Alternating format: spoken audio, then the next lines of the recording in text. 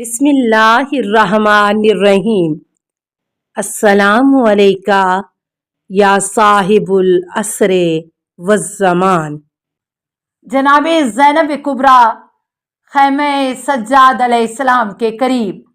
بعض مقاتل میں ہے کہ جب خیموں میں آگ لگا دی گئی تو جناب زینب سید سجاد کے پاس آئیں اور پوچھا، اے گزرے لوگوں کی یادگار، اے باقی ماندہ لوگوں کی پناہ، خیموں میں آگ لگا دی گئی، اب ہم کیا کریں؟ امام علیہ السلام نے فرمایا، علیکن بالفرار، آپ لوگوں کو نکل جانا چاہیے۔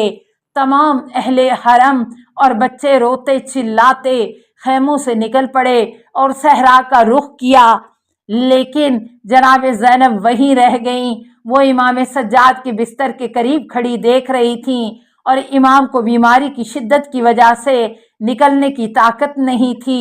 ایک شامی سپاہی کا بیان ہے کہ ایک بلند قامت خاتون کو میں نے خیمے کے قریب دیکھا۔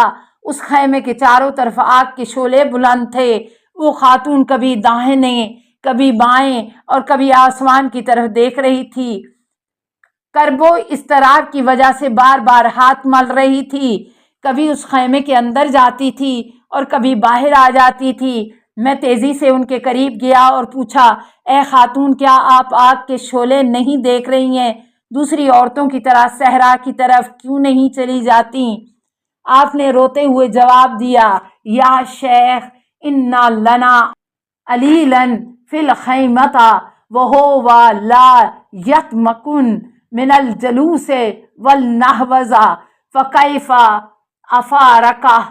اے شیخ، میرا ایک بھتیجا بیمار خیمے میں ہے، اس میں اٹھنے بیٹھنے کی طاقت بھی نہیں، میں کیسے اس کو اکیلا چھوڑ کر چلی جاؤں جبکہ خیمے کے چاروں طرف آگ کے شعلے بلند ہیں۔ مالی السبتین جلد 2 صفحہ 88۔ کچھ بچوں کی شہادت۔ ارباب مقاتل لکھتے ہیں کہ جس وقت خیموں کو لوٹنے کے لیے دشمنوں کا ہجوم تھا، اہل بیت کے کچھ بچے وحشت اور بھوک کی شدت کی وجہ سے شہید ہو گئے۔ یہ بچے فوجیوں کے پاؤں اور گھوڑے کے سموں تلے آ گئے تھے۔ انہی میں عبد الرحمن بن عقیل کے 2 بچے جن کے نام سعد اور عقیل تھے، جس وقت خیموں میں آگ لگانے کا ہجوم تھا، شہید ہو گئے۔ ان کی ماں ختیجہ بنت علی تھیں۔ اس طرح یہ دونوں بچے بنت علی کے جگر پارے تھے۔ اس طرح ایک 7 سال کی بچی عاتکہ گھوڑے کے سموں تلے شہید ہو گئی، وہ رقیہ بنت علی کی بیٹی تھیں۔ اسی طرح احمد بن حسن مصنع کی 2 بہنیں جن کا نام ام الحسن اور ام الحسین تھا، شہید ہو گئیں۔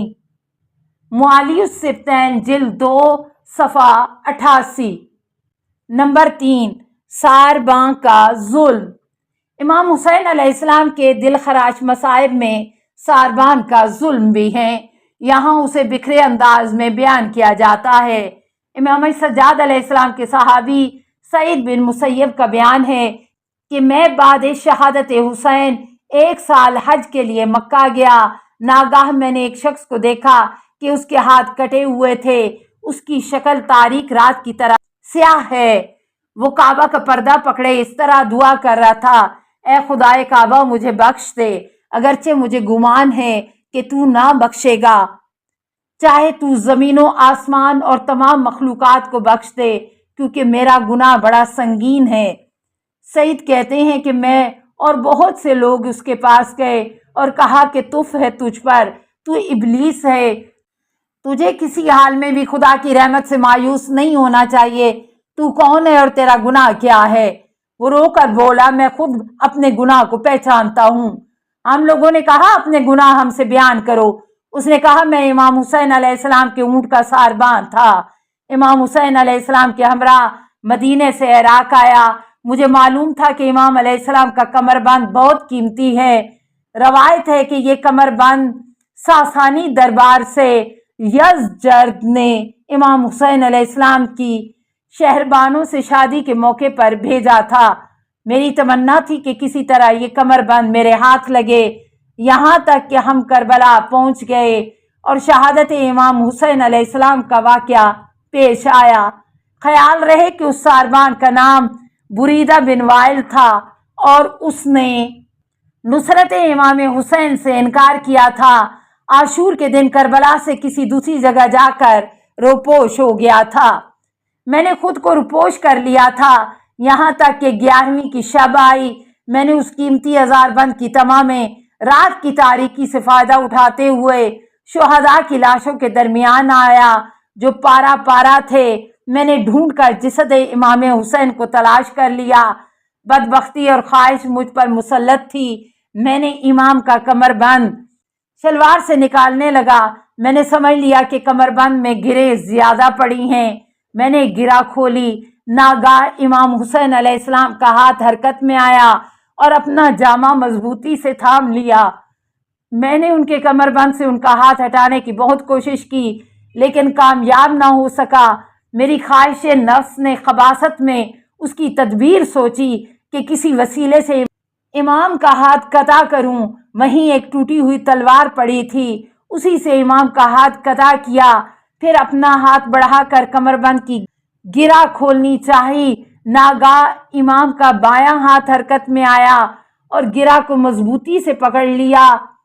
میں نے امام کا بایاں ہاتھ بھی تلوار سے قطع کیا، پھر ہاتھ بڑھا کر کمر بند لینا چاہا کہ اچانک دیکھا زمین لرزنے لگی، تیز ہوائیں چلنے لگیں۔ میں نے تڑپتی ہوئی آوازیں گریہ سنی، واہ ابتہ ہو، واہ مقتولہ ہو، واہ ذبیحہ ہو، واہ حسینہ ہو، واہ غریبہ ہو، یا بنیہ قتلوک وما عرفوک ومن شرب الماء منعوک۔ ہائے میرے پیارے حسین، تجھے لوگوں نے قتل کیا اور تیری منزلت نہ پہچانی، تجھے پانی بھی نہ پلایا۔ اس درمیان میں نے اپنے کو لاشوں کے درمیان چھپا لیا۔ اتنے میں 3 آدمیوں کو ایک معظمہ کے ساتھ دیکھا۔ ان کے ساتھ بہت سے لوگ تھے۔ فرشتوں سے تمام فضا بھر گئی۔ وہ رسول خدا، علی مرتضیٰ، فاطمہ زہرا اور حسن مجتبیٰ تھے۔ وہ سبھی رونے اور بین کرنے لگے۔ اتنے میں رسول خدا نے مجھے دیکھ کر فرمایا، یا اقص الانام لعنت اللہ المالک العلام فعلت ہکذا بولدی سعود اللہ وجہک وقطع یدیک فی الدنیا قبل الآخرات۔ اے ذلیل ترین شخص، خدائے عالم کی تجھ پر لعنت ہو، تو نے میرے فرزند کے ساتھ یہ سلوک کیا۔ خدا تیرا چہرہ سیاہ کرے اور تیرے ہاتھ قطع کرے دنیا و آخرت میں۔ ابھی رسول صلی اللہ علیہ وسلم کی نفرین تمام بھی نہ ہوئی تھی کہ میرے ہاتھ خشک ہو گئے اور میرا چہرہ سیاہ رات کی طرح کالا ہو گیا اور میں اس حالت میں گرفتار ہو گیا۔ اب میں خانہ خدا کے پاس آیا ہوں اور اس کی مہربانی کا طلبگار ہوں، حالانکہ جانتا ہوں کہ خدا مجھے ہرگز نہ بخشے گا۔ جو بھی موجود تھا ہر ایک نے اس کی بات سن کر اس پر لعنت کی۔ معالی السبتین جلد 2 صفحہ 61 تا 63۔ اسی طرح کا واقعہ بحار الانوار جلد 45 صفحہ 311 اور نفائس الاخبار صفحہ 477 پر مدینۃ المعاجز کے حوالے سے نقل کیا گیا ہے۔ بعض روایات میں ہے کہ اس شخص نے حضرت جابر بن عبداللہ انصاری سے بازار مدینہ میں ملاقات کی اور اپنے اوپر گزری داستان کو بیان کیا۔ جابر پر اس قدر رقت طاری ہوئی اور وہ اس طرح رونے لگے جیسے کسی ماں کا بچہ مر گیا ہو، اور اس سے کہا، تیرے اوپر خدا کی لعنت اور فرشتوں اور تمام انسانوں کی لعنت ہو۔ ریاض الاحزان عالم قزوینی صفحہ 11۔ نمبر 4 شہیدوں کے سرہائے بریدہ۔ السلام علیکہ یا صاحب العصر والزمان، الامان الامان الامان من فتن الزمان۔ السلام علیکہ یا خلیفۃ الرحمن، السلام علیکہ یا امام الانس والجان، السلام علیکہ یا مظہر الایمان، السلام علیکہ یا شریک القرآن، السلام علیکہ یا قاطع البرہان، السلام علیکہ یا امام زماننا، ھذا اجل اللہ فرجک وسہل اللہ مخرجک وظہور کا، السلام علیکہ ورحمۃ اللہ۔ اللہم صلی علی محمد و آل محمد۔